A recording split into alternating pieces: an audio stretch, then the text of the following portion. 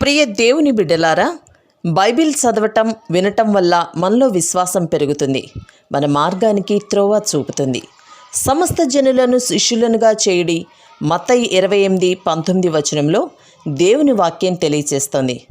Telugu బైబిల్స్ను RRK మూర్తి గారు research చేసి విశ్లేషణ చేసిన బైబిల్లోని ప్రతి అధ్యాయాలను వచనాలను వరుస క్రమంలో అనగా ఆదికాండం నుండి ప్రకటనా గ్రంథం వరకు ఇవ్వబడుతుంది.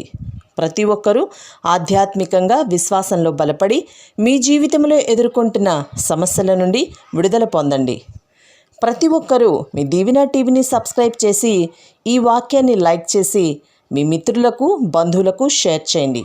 దేవుని సువార్తను ప్రకటింపబడుటలో మీరు పాలిభాగస్తులు కండి. ప్రియ శ్రోతలు, మీ బైబిళ్లు తెరవండి. ఈరోజు మన పాఠం మీకా గ్రంథం 4వ అధ్యాయం 6 నుండి 13వ వచనం వరకు జాగ్రత్తగా వినండి. ఆ దినమున నేను కుంటివారిని పోగు చేస్తాను, అవతలకు వెళ్లగొట్టబడిన వారిని బాధించబడిన వారిని సమకూరుస్తాను. ఇదే యెహోవా వాక్కు. కుంటివారిని శేషముగాను, దూరమునకు వెళ్లగొట్టబడిన వారిని బలమైన జనముగాను నేను చేస్తాను. యెహోవా సీయోను కొండయందు ఇప్పటి నుండి శాశ్వత కాలము వరకు వారికి రాజుగా ఉంటాడు. మందల గోపురమా, సీయోను కుమార్తె పర్వతమా, మునుపటిలాగున యెహోవా కుమార్తె మీద నీకు ప్రభుత్వము కలుగుతుంది. నీవెందుకు కేకలు వేస్తున్నావు? నీకు రాజు లేకపోవడం చేతనే, నీ ఆలోచనకర్తలు నశించిపోవడం చేతనే ప్రసూతి స్త్రీకి వచ్చిన వేదనలు నీకు వచ్చినవా? సీయోను కుమారి, ప్రసూతి స్త్రీ వలెనే నీవు వేదనపడి ప్రసవించు. నీవు పట్టణము విడిచి బయట వాసము చేస్తావు. బబులోను పురము వరకు నీవు వెళ్ళుతావు. అక్కడనే నీవు రక్షణ పొందుతావు. అక్కడనే యెహోవా నీ శత్రువుల చేతిలో నుండి నిన్ను విమోచిస్తాడు. మనము చూస్తూ ఉండగా సీయోను అపవిత్రపరచబడునుగాక అని చెప్పుకుంటూ అన్యజనులనేకులు నీ మీదికి కూడి వచ్చి ఉన్నారు. కళ్ళములో ఒకడు పనలు కూర్చున్నట్లు యెహోవా వారిని సమకూరుస్తాడు. అయితే వారు ఆయన తలంపులు తెలుసుకోకుండా ఉన్నారు. ఆయన ఆలోచన వారు గ్రహించకుండా ఉన్నారు. సీయోను కుమారి, నీ శృంగము ఇనుపదిగా, నీ డెక్కలు ఇత్తడివిగా నేను చేస్తున్నాను. లేచి కళ్ళము తొక్కు. అనేక జనములను నీవు అణగదొక్కుతావు. వారికి దొరికిన లాభమును నేను యెహోవాకు ప్రతిష్ఠిస్తాను. వారి ఆస్తిని సర్వలోకనాథునికి ప్రతిష్ఠిస్తాను. శ్రోతలు వింటున్నారా? ఆ దినాన నేను వీరందరినీ పోగు చేస్తాను అంటున్నాడు దేవుడు. కుంటివారిని పోగు చేస్తాను. బహిష్కృతులైన ఈ హెబ్రీయుల స్థితి దయనీయమైనది. దెబ్బతిన్నవారు, కుంటివారు, బాధితులు, వీరిని సమకూరుస్తాను. వీరు పశ్చాత్తప్తులైనందున వీరిని శేషముగా నేను సమకూర్చుకుంటాను. వారిని బలమైన జనముగా తీర్చిదిద్దుతాను. ఈ శేషిత ప్రజలే మెస్సియా రాజ్య ప్రయోజనాలకు హక్కుదారులవుతారు. ఈ శేషిత ప్రజలే గొప్ప జాతిగా రూపురేఖలు దిద్దుకుంటారు. శాశ్వత కాలము పర్యంతము దేవుడే వారికి రాజు. ఆయనే స్వయంగా పరిపాలిస్తాడు. సీయోను కొండపై నుండి ఆయన పరిపాలన సదాకాలము శాశ్వతముగా కొనసాగిస్తాడు. క్రీస్తు పరిపాలన అంతము లేనిది. మందల గోపురమా, ఈ పేరుగల ఊరు బెత్లెహేము దగ్గర ఉంది. అదే దావీదు జన్మస్థానం. మెస్సియా పుట్టింది కూడా అక్కడే. ఈ ఊరికి రాజకీయ ప్రాధాన్యం ఎంతో వచ్చింది. దీనికే సీయోను కుమార్తె పర్వతమని పేరు. మందల గోపురముపై కాపరులు తమ గొర్రెలను కనిపెట్టుకుని చూసుకునేవారు. యెరూషలేముకు ఈ 2 స్థలాలు ఎంతో పేరు ప్రఖ్యాతులు తెచ్చిపెట్టాయి. దావీదు రాజు కాకముందు ఈ మందల గోపురము వద్ద తిరిగిన కాపరే. యెరూషలేము రాజ్యాధికారం చేపట్టుతుంది. దేశమంతటి మీద పాలనాధికారం, మెస్సియా రాజ్యాధికారం ఎంతో మహిమగలది. మీరెందుకేడుస్తారు? దిగులు పడకండి అంటూ దేవుడు ధైర్యం గొలిపే మాటలు పలుకుతున్నాడు. నీకు రాజున్నాడు గదా, నీకు దేవుడే ఆలోచనకర్త, మెస్సీయా ఆలోచనకర్త. నీ బాధ ప్రసవవేదన లాంటిది అంటున్నాడు దేవుడు. కానుపుతో ప్రసూతి వేదనలు తొలగిపోతాయి. నిరీక్షణ కలిగి ఉండు. మీరు బబులోనుకు చెరగొని పోబడతారు. మీరు పరాయి దేశానికి కొనిపోబడతారు. నీవు బయటనే నివాసముండాల్సి వస్తుంది. బబులోను చెర ఎప్పుడో మీకా చెప్పలేదు. బబులోనులో నీకు రక్షణ, విమోచన. ఇది కోరెషు కాలంలో నెరవేరింది. యేసుక్రీస్తు తన ప్రజలను పాపదాస్యము నుండి విమోచిస్తాడనే ప్రవచనం ఇందులో గర్భితమై ఉన్నది.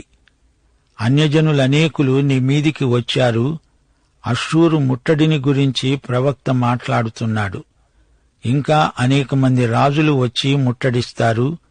సీయోను అపవిత్రపరచబడునుగాక, నీకు శృంగభంగమవుతుంది. ఈ విధంగా అంటూ అన్యులు నిన్ను హేళన చేస్తారు. యెరూషలేమును అందరూ కలిసి అవమానపరుస్తారు.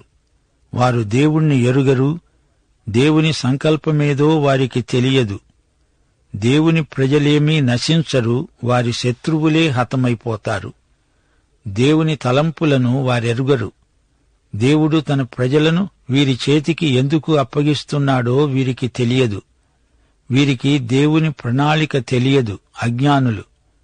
కళ్లములో పనలు సమకూర్చినట్లు యెహోవా తన ప్రజలను సమకూరుస్తాడు. ధైర్యం తెచ్చుకో. శత్రువులను కళ్లం తొక్కినట్లు అణగదొక్కు. జయం నీదే. నీ శృంగం ఇనుము, నీ డెక్కలు ఇత్తడి. శత్రువులను పూర్తిగా తొక్కేస్తావు చూడు. శృంగం అంటే కొమ్ము. ఇది విజయానికి సంకేతం. ఇశ్రాయేలు విజృంభించి తన ఇత్తడి డెక్కలతో వారిని అణగదొక్కుతుంది.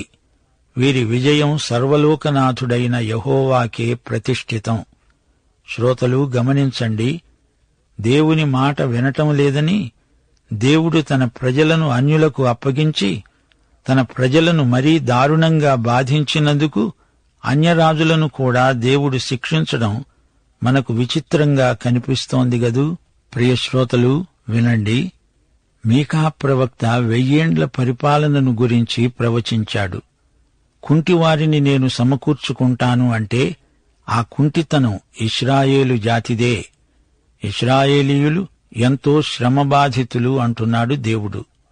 ఇశ్రాయేలు పడిన బాధలు దేవునికి తెలుసు. వారి యావద్బాధలో ఆయన బాధ నొందాడు. ఇశ్రాయేలుకు దేవుడు వెలుగిచ్చాడు. కాని ఆ వెలుగును వారు వినియోగించుకోలేదు. అందులో నడవలేదు. అవిధేయులయ్యారు. సత్య ఏక దేవుణ్ణి ఎరిగి ఉండి కూడా వారు దేవుణ్ణి ధిక్కరించి నానా బాధలకు గురి అయ్యారు. ఒక జాతిగా ఇశ్రాయేలును దేవుడు విడిచిపెట్టలేదు. ఆయన వారిని తిరిగి సమకూర్చే ప్రయత్నంలోనే ఉన్నాడు.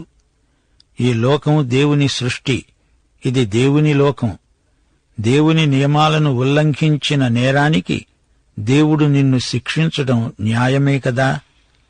ప్రియ విశ్వాసీ, నీలోని పాత స్వభావం తిరుగుబాటు చేస్తుంది. దేవునికి వ్యతిరేకమైన పనులు నీ చేత చేయిస్తుంది. దేవుడు మానవుని ఆంతర్యం బాగా ఎరిగినవాడు. మనిషిని గురించి ఎవరూ దేవునికి సాక్ష్యమివ్వనక్కర్లేదు. దేవుడు మన హృదయమును ఆంతర్యమును బాగా ఎరిగినవాడు. దేవుణ్ణి తిరస్కరించినప్పుడు దేవుడు నిన్ను శిక్షిస్తే నీవు దేవుని మీద సణగాల్సిన పనిలేదు. ఇశ్రాయేలును శిక్షించి వారు బాధపడుతూ ఉంటే దేవుడు తాను కూడా బాధపడ్డాడు. మొదటి నుండి ఇశ్రాయేలు తరహా అంతే. పూర్తిగా 100కి 100 మంది యెహోవాను ఆరాధించలేదు. కొద్దిమంది శేషిత ప్రజలు మాత్రమే ఆయనను హృదయపూర్వకంగా ఆరాధించారు. శేషిత ప్రజలే విశ్వసనీయులు. ఈజిప్టులో నుండి బయలుదేరి వచ్చిన వారిలో పోయినవారు పోగా మిగిలిన శేషమే వాగ్దత్త భూమిలో ప్రవేశించగలిగారు. అరణ్యయాత్రలో ఆ తరం ముసలి ముతక గతించిపోయారు. వారి అవిశ్వాసానికి ఫలితంగా వారి మీదికి వచ్చిన శిక్ష అది. ఆ తరువాతి తరం మనుష్యులే వాగ్దత్త భూమిలో అడుగిడటం విశేషం. శేషిత ప్రజను దేవుడు కాపాడాడు. ఏలియా కాలం నాటికే శేషిత ప్రజలు సాక్ష్యార్థమై కొందరున్నారు. ఏలియా నిరాశావాది అయిపోయాడు. 1 రాజులు 19వ అధ్యాయం 10వ వచనంలో ఏలియా ఆక్రందన చేశాడు. దేవా, నేను ఒకణ్ణి మాత్రమే మిగిలి ఉన్నాను. కాని దేవుడన్నాడు, నీవు ఒక్కడివేనా? బయలుకు మోకాళ్లు వంచని విశ్వాసులు 7,000 మంది ఈ కొండసీమలో ఉన్నారు. వారు ఎక్కడో దాక్కుని ఉన్నారు. అహాబు యెజెబెలుకు భయపడి వారు అజ్ఞాతవాసంలో ఉన్నారు. ఏలియాకు అంతమంది విశ్వాసులున్నారని తెలియదు. ఈ రోజున కూడా ఎందరో రహస్య విశ్వాసులున్నారు. వారు మనకు ఉత్తరం రాయరు, చెప్పరు. మనకెలా తెలుస్తుంది? యేసు సిలువ వేయబడినప్పుడు కూడా కొందరు శేషిత ప్రజలు, యేసును నమ్మిన వారు రహస్య విశ్వాసులున్నారు. పెంతెకోస్తునాడు ఎందరెందరో విశ్వాసులు ఆ సభలో కనిపించారు. చివరికి అసలైన సిసలైన విశ్వాసులు శేషిత ప్రజలే. సంఘాలలో అధిక సంఖ్యలో విశ్వాసులు ఉన్నట్లు కనపడతారు కాని చివరికి మిగిలిన వారే శేషిత ప్రజలు. వీరే అసలైన విశ్వాసులు. తిరిగి జన్మించని నామకార్థ క్రైస్తవులు సంఘాలలో ఎందరో ఉన్నారు. అందుకే హెబ్రీ పత్రిక 12వ అధ్యాయం 6వ వచనం అంటోంది, ప్రభువు తాను ప్రేమించేవాణ్ణి శిక్షించి తాను స్వీకరించే ప్రతి కుమారుణ్ణి దండిస్తాడు. దేవుడు స్వీకరించే ప్రతి కుమారునికి దేవుడు కఠిన పరీక్షలు పెడతాడు. అగ్నిలో పుటం పెడితేనే కాని ఆ బంగారం నాణ్యత మనకు తెలియదు. తన స్వంత బిడ్డల విశ్వాసాన్ని దేవుడు పరీక్షిస్తాడు. సంఘస్థులకు అగ్ని వంటి శ్రమలు వస్తాయి.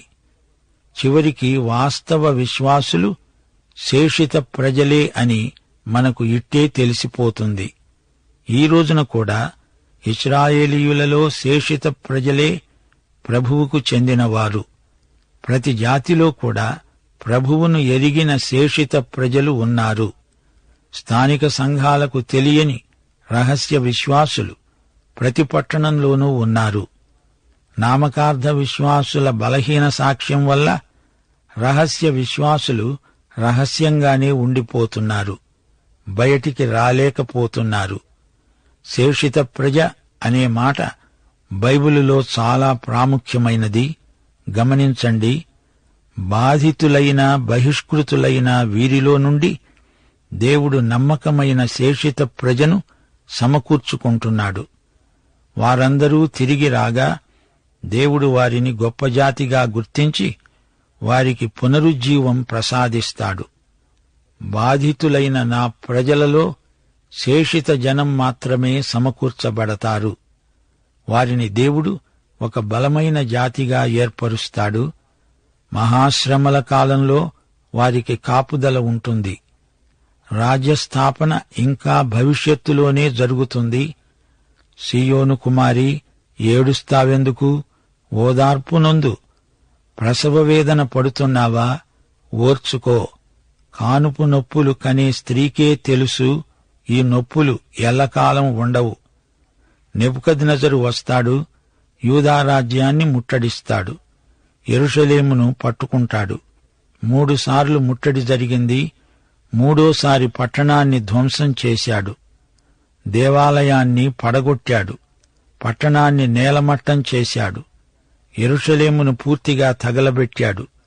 ఆ పట్టణం పడ్డ బాధ ప్రసవ వేదన లాంటిది. అయితే ప్రసూతి వేదన కొంతకాలమే అనుభవించాల్సి ఉంటుంది. ఎక్కువ కాలమైతే ప్రజలు సహించలేరు. అవి మహాభయంకరమైన శ్రమలు. మహాశ్రమల కాలం అట్టే కాలముండదు. మత్తయి శుభవార్త 24వ అధ్యాయం 22వ వచనంలో ప్రభువే స్వయంగా అన్నాడు, ఆ దినములు తక్కువ చేయబడకపోయిన ఎడల ఏ శరీరీ తప్పించుకొనడు. ఏర్పరచబడిన వారి నిమిత్తము ఆ దినములు తక్కువ చేయబడతాయి. నీవు పట్టణాన్ని విడిచి బయట నివాసము చేస్తావు. బబులోను పురము వరకు నీవు వెడతావు, అక్కడే నీవు రక్షణ నొందుతావు అంటున్నాడు దేవుడు. బబులోను నెబుకద్నెజరు పట్టణాన్ని పట్టుకున్నప్పుడు పౌరులు పారిపోయారు. ఊరి బయట పొలాలలో తలదాచుకున్నారు. చివరికి బబులోను రాజు వారిని బంధించి బానిసలనుగా, యుద్ధ ఖైదీలనుగా చేసి తన రాజ్యానికి వారినందరినీ చెరగొనిపోయాడు. శ్రోతలు వింటున్నారా? మీకా తీర్పు దర్శనం చాలా దూరానికి చూచింది. మొదట అష్షూరు ఇశ్రాయేలును ముట్టడించడం, ఆ తరువాత యూదాను బబులోను ముట్టడించడం, ఈ 2 సంఘటనలను గురించి మీకా ప్రవచించాడు. అయితే చెర నుండి వారికి విడుదల ఉంది. నీవు రక్షణ నొందుతావు. అక్కడనే యెహోవా నీ శత్రువుల చేతిలో నుండి నిన్ను విమోచిస్తాడు. వారు బబులోనులో చెరలో ఉండగానే దేవుడు వారిని కనికరించి వారిని విడుదల చేస్తాడు. కోరెషును దేవుడు ఈ విధంగా తన ప్రయోజనం కొరకు వాడుకున్నాడు. యెషయా 44వ అధ్యాయం 28వ వచనం, 2 దినవృత్తాంతముల గ్రంథం 36వ అధ్యాయం 22, 23 వచనాలు. దేవుడంటున్నాడు, కోరెషు నా మందకాపరి, నా చిత్తమంతా నెరవేర్చేవాడా అని చెప్పేవాడను నేనే. యెరూషలేముతో నీవు కట్టబడతావని, దేవాలయానికి పునాది వేయబడుతుందని నేను చెబుతున్నాను. యెహోవా పారసీకపు రాజైన కోరెషు మనస్సును ప్రేరేపించగా అతడు తన రాజ్యమందంతటా చాటించి రాత మూలకంగా ప్రకటన చేయించాడు. ఆకాశమందలి దేవుడైన యెహోవా లోకమందున్న సకల జనులను నా వశము చేసి యూదాదేశమందున్న యెరూషలేములో తనకు మందిరమును కట్టించుమని నాకు ఆజ్ఞ ఇచ్చాడు. కావున మీలో ఎవరు ఆయన జనులై ఉన్నారో వారు బయలుదేరవచ్చు. వారి దేవుడైన యెహోవా వారికి తోడుగా ఉండునుగాక. దేవుని ప్రజల ప్రసవ వేదన ఆనందంగా మారిపోతుంది. ఈ అధ్యాయం ముగింపులో మీకా ఆర్మిగద్దోను యుద్ధాన్ని ప్రవచిస్తున్నాడు. 11వ వచనం, అన్యజనులనేకులు నీ మీదికి కూడి వస్తారు. వీరు సీయోనును అపవిత్రపరచాలనే వచ్చారు. మనము చూస్తూ ఉండగానే ఇది జరుగుతుంది. ఇదే ఆర్మగెద్దోను మహాయుద్ధం. మహాశ్రమల కాలంలో జరగబోయే ఈ యుద్ధం యోవేలు 3వ అధ్యాయం, జకర్య 12, 14 అధ్యాయాలు, యెహెజ్కేలు 38, 39 అధ్యాయాలలో ప్రస్తావించబడింది. దేవుని ఆలోచన వారెరుగరు, ఆయన తలంపులు వారు తెలుసుకొనరు. ఇశ్రాయేలుదే అంతిమ విజయం. దేవుడే వారిని గెలిపిస్తాడు. సీయోను కుమారి, నీకే దిగ్విజయం. లే, పద, అనేక జనాలను కళ్లం తొక్కినట్లు చితక తొక్కు. నీ విజయం నాదే అంటున్నాడు ప్రభువు. ఈ విజయం సర్వలోకనాథునికి ప్రతిష్ఠితం. కీర్తనలు 75, 6, 7 వచనాలతో ఈ పాఠం ముగిస్తాము. తూర్పు నుండి అయినా, పడమటి నుండి అయినా, అరణ్యము నుంచి అయినా హెచ్చు కలుగదు. దేవుడే తీర్పు తీర్చేవాడు. ఆయన ఒకరిని తగ్గిస్తాడు, ఒకరిని హెచ్చిస్తాడు. దేవునికి స్తోత్రం. యేసు ప్రభు కృప, యెహోవా దేవుని వాత్సల్యము, పరిశుద్ధాత్మ నిత్య సహవాసము మనకందరికీ సదాకాలము తోడై ఉండునుగాక. ఆమేన్.